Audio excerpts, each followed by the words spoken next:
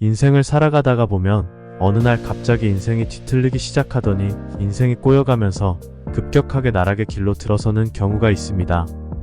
사실은 성공하고 성취해도 어느 순간 갑자기 인생이 꼬일 수가 있죠. 사업가가 급격하게 사업이 기운다던가 유명인이 구설수에 휘말려 비난에 쓸려버리는 경우도 우리는 쉽게 볼 수 있는 예입니다. 우리가 인생이 꼬이고 있는데 그것을 방치해둔다면 자기를 죽이는 거랑 비슷한 것입니다. 우리는 이것을 하루빨리 깨달아서 개선해야 인생이 다시 정상적인 궤도에 올라갈 수 있습니다. 지금부터 인생이 꼬이는 징조에 대해 말씀드리겠습니다. 인생이 꼬이는 과정 첫 번째, 할 일을 미루게 된다. 우리는 인생이 짧다는 것을 진짜 깨달아야 됩니다. 할 일을 내일로 미루기 시작하는 순간 우리는 의지를 잃어버리게 됩니다. 이것들을 미루면 미룰수록 사실은 더욱 할 일을 안 하게 되고 그게 습관이 되어 갑니다. 이 짧은 인생에 할 일을 미루고 미뤄서 기회가 올 타이밍을 놓치는 것이야말로 자기를 죽이는 거랑 비슷하다고 생각하고 인지해야 합니다. 이것을 진짜 깨달아야 됩니다. 하루쯤은 오늘 할 일을 미뤄도 괜찮은 것이 아니에요. 오늘 할 일을 해야 인생이 제대로 작동되어 내일도 살아갈 수 있습니다. 학자들은 말합니다. 인간은 실수를 통해서 배운다. 그 말은 누군가가 무엇을 잘하는 것이 있다면 그 사람은 진짜 실수 많이 하면서 발전해 나아간 것입니다. 그렇지만 보통 사람들은 그렇게 하지 않아요. 주변 사람들이 내가 못하는 모습을 볼까봐 쪽팔려 해요. 내가 실수한 것을 사람들이 볼까봐 두려워합니다. 누가 나를 바보처럼 볼까봐 그런 이유로 내가 내일 시작한다고 계속 얘기하게 되면 배울 수 있는 기회를 다 놓치는 거죠. 미루면 미룰수록 내가 이룰 수 있는 성취가 계속 뒤처지는 겁니다.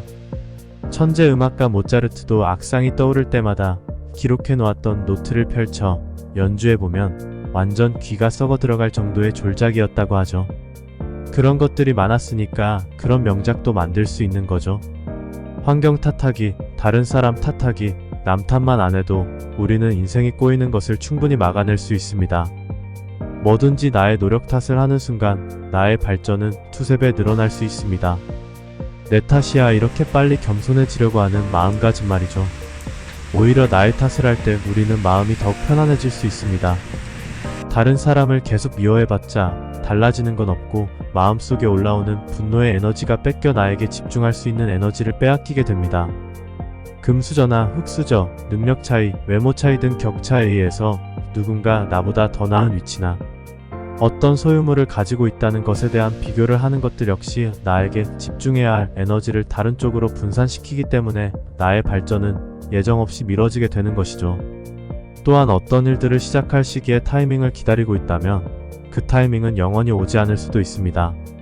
완벽한 조건을 기다리지만 나의 입맛에 딱 맞는 그 상황이 과연 올까요?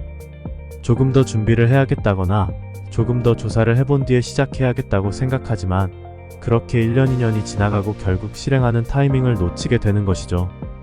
그렇기 때문에 어떤 일이든 바로 시작해야 하는 이유가 바로 여기에 있습니다. 바로 시작하기 위해서는 감정을 바꾸는 것이 정말 중요한 키포인트 중에 하나입니다. 스트레스를 어떻게 관리할 것인지 나와 대화해보고 계속 트레이닝을 해나가는 과정을 반복해야 합니다.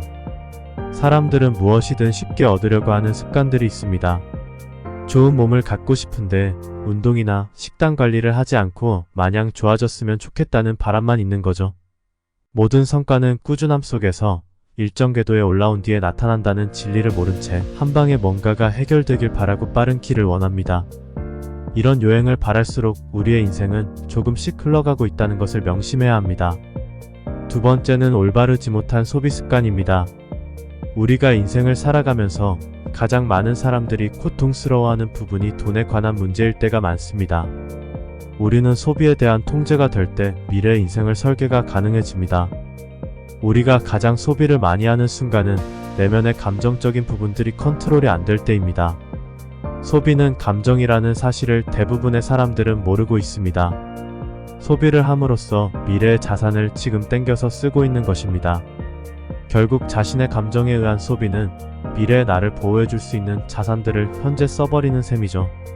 이렇게 우리의 인생은 자신도 모르게 스스로 조금씩 망가뜨리는 것이죠. 많은 사람들은 소비를 통제하기가 너무 힘들어하죠. 왜냐하면 남들과의 비교의식과 자신의 스트레스를 풀어내는 수단으로 소비를 하기 때문인데요. 소비를 통제하기 위해서는 우선 감정을 컨트롤해야 합니다. 주변에서 남들이 계속해서 비교를 하며 소비를 부추길 것입니다. 예를 들면 나는 경차를 타는데 새 차를 산 친구들이 옆에서 한마디씩 거들죠. 너도 이제 차 좀 바꿔야지. 사람들도 만나고 다니려면. 이라든가 또는 나는 이번에 해외여행을 어디로 다녀왔는데 너는 안 나가니? 라는 말들로 소비를 하게끔 만듭니다. 저도 너무너무 많이 겪어봤기 때문에 잘 알고 있습니다. 남들에게 무시당하고 싶지 않고 돈이 너무 쓰고 싶어서 남몰래 눈물을 훔쳤던 적도 있었죠. 하지만 그 돈들을 차곡차곡 저금도 하고 투자도 꾸준히 하면서 돈을 모아갔습니다. 고통스러운 시간들이 지나고 이제는 습관이 되어서 그 돈들만 보아도 마음이 든든해지고 자신감도 넘치게 되었습니다. 그럼 소비를 효율적으로 통제하기 위해선 어떻게 해야 될까요? 내가 하고 있는 모든 소비들을 기록하는 것이 우선입니다. 내 손에서 나가고 있는 돈들을 알고 있는 것만으로도 다음번에 불필요한 소비들을 획기적으로 줄일 수 있기 때문인데요. 핸드폰 가계부 어플을 받거나 가계부 노트를 사서 기록해두면 그날그날 자신의 소비를 반성할 수 있게 됩니다. 두 번째는 소비를 하기 전에 3번 참는 것입니다. 사려고 하는 그 순간에 일단 참아보세요. 다음날도 그 다음에도 사야겠다는 마음이 들면 그때 소비를 하는 것입니다. 이렇게 걸러지는 소비는 생각보다 굉장히 많습니다. 세 번째로는 말로 죄를 짓는 사람들입니다. 우리 인생을 스스로 꼬아버리는 가장 큰 이유가 바로 입으로 죄를 짓는 것입니다. 우리는 살다 보면 도와주고 싶은 사람도 만나고 조언해주고 싶은 사람도 만나고 반대인 경우도 겪게 되죠. 나는 단순히 상대방을 생각해서 하는 말이었지만 상대방은 그렇게 느끼지 못하는 경우가 대부분입니다. 사실 자기 자신과 대화를 해보면 결국엔 자기 과시를 하기 위함인데 조언을 가장한 허세인 경우가 상당히 많습니다. 사람들은 감정을 느끼죠. 사람인데 그것을 모를까요? 모르더라도 어딘가 모르게 기분이 좋지는 않을 겁니다. 조언과 충고를 가장하면서 너가 걱정이 돼서 하는 소리야, 너 그렇게 해서 되겠니? 같은 말들을 쉽게 툭툭 뱉어내곤 하죠. 또는 자신의 감정을 그대로 상대방에게 말로 쏟아내는 경우도 말로 죄를 짓는 경우라고 볼 수 있습니다. 자신이 무언가 짜증이 나 있다고 해서 짜증이 섞인 말투로 상대방에게 말을 한다거나 기분이 처진다고 우울한 말투로 계속 말을 하고 다닌다면 사람들이 당신을 좋아해 줄까요? 이러한 말투들은 사람들을 조금씩 멀어지게 만드는 것들이죠. 어느 순간 주변에 사람들이 없어지고 사람들이 당신의 흉을 보고 있을 것입니다.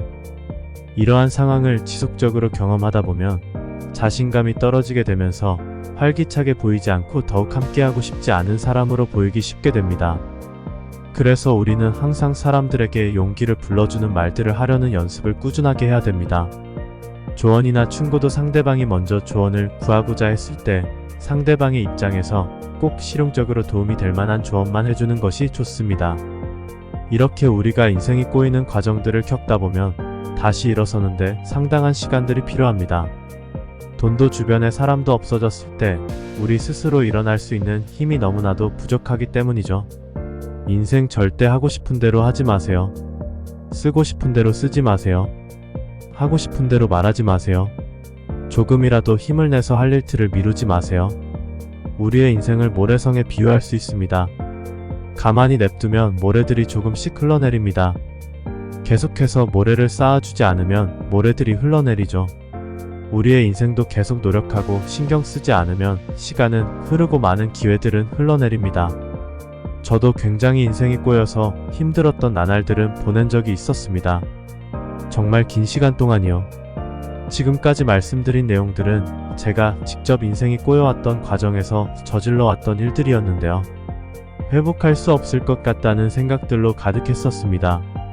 정말 긴 시간에 걸쳐서 조금씩 고쳐나갔습니다. 100번을 후회하고 반성하고 조금 고쳐나아가고 또 100번을 후회하고 반성하며 조금씩 고쳐나아갔습니다. 매일매일 정신을 똑바로 차리고 살자고 다짐했었죠. 지금은 정말 많은 회복이 이루어졌고 삶도 굉장히 안정적으로 변했습니다. 이 영상을 보시는 분들은 저 같은 오류를 범하지 않기를 바라면서 만들게 되었습니다. 하루하루 인생이 잘 걸어가고 있는지 체크하세요. 잘못된 곳으로 걷게 되면 굉장히 돌아가야 되거든요. 이 영상을 보신 모든 분들의 인생의 정주행이 있기를 바라겠습니다.